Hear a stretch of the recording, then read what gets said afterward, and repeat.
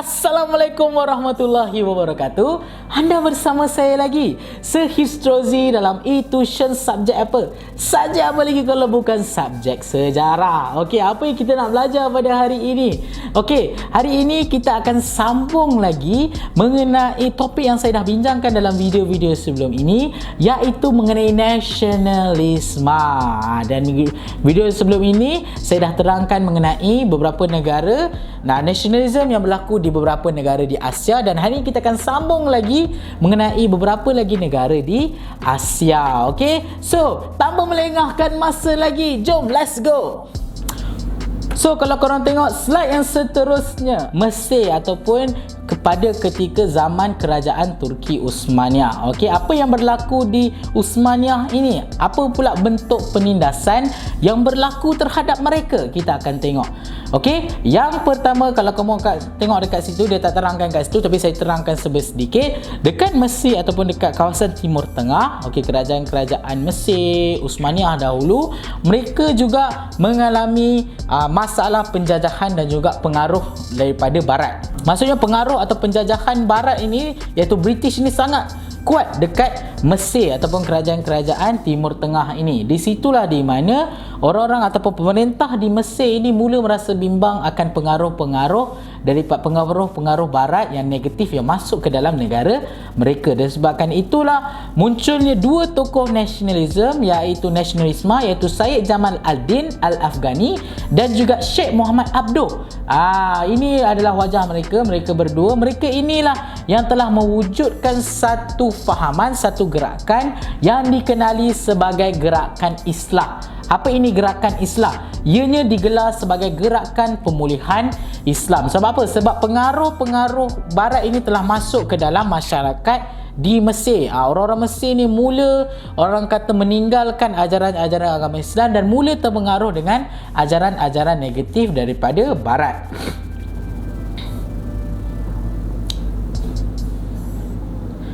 Okey, dan bila ada gerakan pemulihan Islam ini, mereka cuba menarik kembali golongan-golongan Mesir atau masyarakat-masyarakat Mesir yang dah mula terpengaruh dengan budaya-budaya barat. Okey, kenapa berlaku macam ni? Kau tengok kat situ poin yang ketiga, berlakunya pertembungan budaya tempatan dengan budaya Eropah Amerika. Sebabkan itulah bila berlaku pertembungan, okey, di mana budaya-budaya negatif, budaya barat itu cuba dimasukkan dalam budaya dan masyarakat Islam di Mesir. Di situlah di mana wujudnya dua tokoh ini, mereka yang cuba mengembalikan kembali pemulihan Islam supaya golongan-golongan ini tidak terpesong jauh daripada ajaran agama. Itu gerakan yang pertama.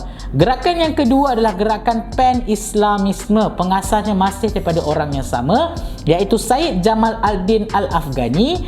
Dan apa tujuan gerakan ini adalah memperkuatkan rasa persaudaraan sesama Islam di seluruh dunia. Okey, idea Pan-Islamisme ini digunakan pemerintah Uthmaniyah untuk menentang penjajah barat. Apa ini gerakan Pan-Islamisme? Ialah di mana orang-orang ataupun dua tokoh ini, Syed Jamal al-Din ini, cuba menyatu padukan masyarakat Islam bukan saja di Mesir.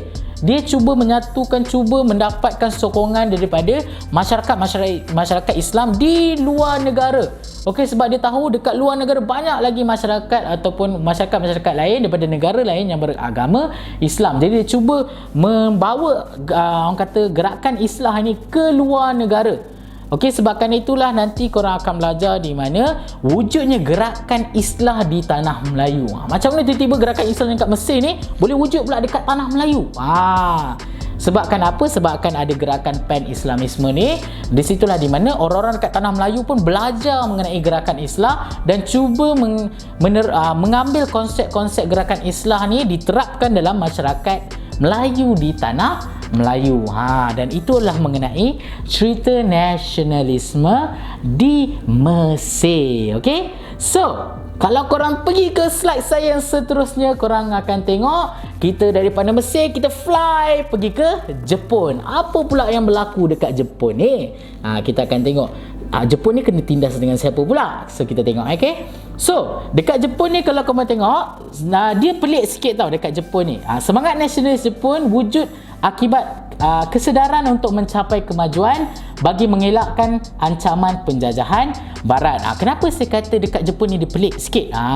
Sebab kalau kamu tengok dekat India, kalau kamu tengok kat China, kalau kamu tengok dekat Mesir, mereka ini ada semangat nasionalisme sebabkan mereka ditindas. Jadi mereka ingin bebas daripada penindasan.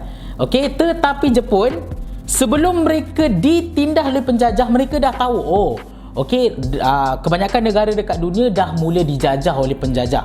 Jadi apa yang mereka lakukan? Mereka tahu, okey, penjajah mula datang. Jadi mereka merasakan kalau mereka lemah, jadi senang untuk penjajah menjajah mereka. Sebab mereka lihat negara-negara yang dijajah kebanyakannya adalah negara-negara yang lemah dari segi ekonomi dan juga ekonomi, teknologi dan juga orang kata ketenteraan mereka. Jadi Jepun cuba mencari solusi macam mana untuk mengelakkan daripada dijajah. Sebab itulah di mana mereka mula terfikir, mereka mula sedar bahawa untuk mengelakkan mereka daripada dijajah, mereka perlu mencapai tahap kemajuan yang sama dengan negara penjajah. Sebab itulah kenapa mereka timbul kesedaran untuk mencapai kemajuan. Mereka ingin meletakkan mereka punya level sama dengan tahap kemajuan negara barat, supaya senang bila negara barat datang, negara Jepun dah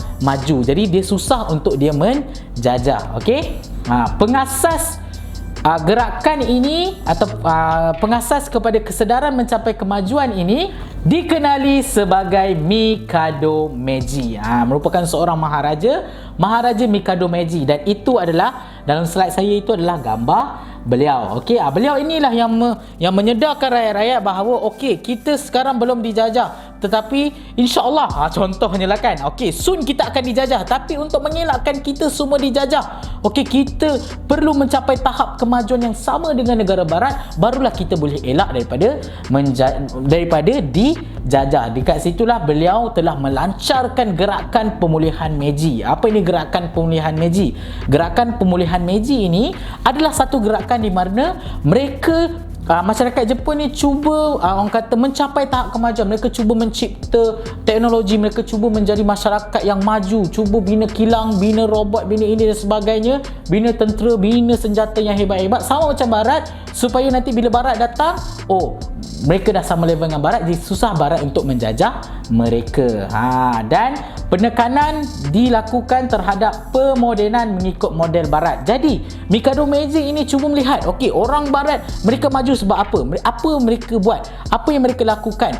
Jadi masyarakat Jepun cuba meniru apa yang dilakukan oleh orang-orang barat ni. Orang barat buat macam ni untuk maju, mereka pun buat. Orang barat buat macam ni untuk maju, mereka pun buat. So dekat situlah kamu tengok, yang paling penting mereka telah menggunakan semangat Bushido ataupun semangat pahlawan yang dijadikan asas membina semangat nasionalis. Maksud semangat Bushido ni semangat tidak mudah kalah. Walaupun mereka tak tahu mengenai pemodenan, mereka akan cuba sedaya upaya. Mereka akan cuba belajar, mereka akan cuba lakukan supaya mereka mencapai tahap kemajuan yang sama dengan negara barat. Kalau tengok kat situ, tengok semangat Bushido adalah sikap sanggup menanggung risiko dan sedia berkorban demi melaksanakan tanggungjawab terhadap ketua dan negara. Jadi mereka cuba usaha. Walaupun mereka tak tahu, mereka akan tetap juga usaha, dan mereka tak kisah mengenai risiko-risiko yang ditanggung asalkan mereka dapat berkorban demi negara. Sebab kalau korang pernah tengok cerita-cerita perang-perang Jepun kan, mereka pernah ada, kalau korang ingat mengenai statement kamikaze. Apa itu kamikaze? Kamikaze adalah di mana orang-orang Jepun ni, tentera-tentera Jepun dahulu ni, mereka mempunyai satu semangat kamikaze. Apa ni semangat kamikaze? Semangat yang mana mereka tidak takut mati.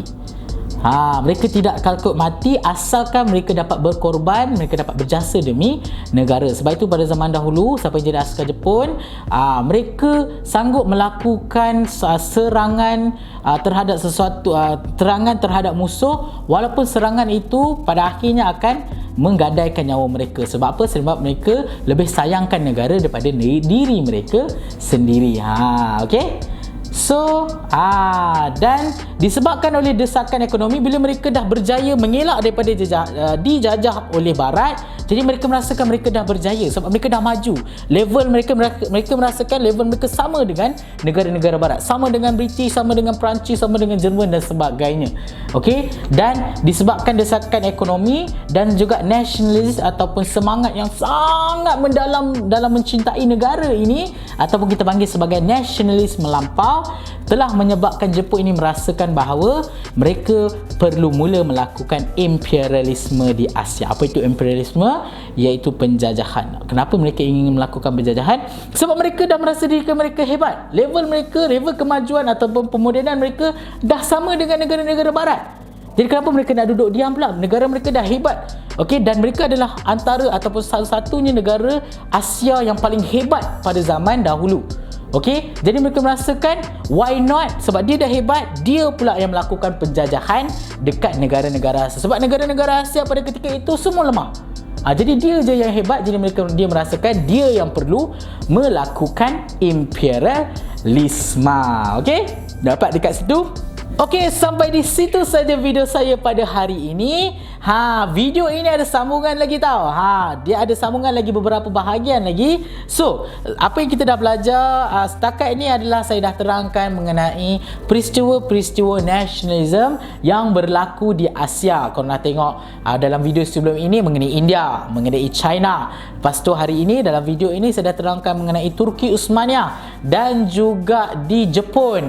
Dan selepas ini kita akan kecilkan lagi skop kita. Kita akan pergi kepada negara-negara yang terletak di Asia Tenggara. Bagaimana pula nasionalisme yang berlaku dekat Asia Tenggara dan negara mana yang kita akan tengok? Korang kena check out video saya nanti di video yang akan datang. Jangan lupa untuk like, subscribe dan share link-link video e-tuition, video-video saya kepada semua kawan-kawan korang sebab rugi.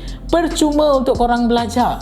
Okey, dan yang paling penting jangan lupa untuk layari website kita orang etuition.my, dan yang paling penting di akhir video saya selalu saya sebutkan pada korang semua, tolong jangan lupakan saya sehistrozi dalam e-tuition subjek apa? Yes, subjek pendidikan Islam. Tidak, bukan pendidikan Islam, subjek sejarah. Itu saja. Wabillahi taufik wal hidayah. Wassalamualaikum warahmatullahi wabarakatuh. Bye.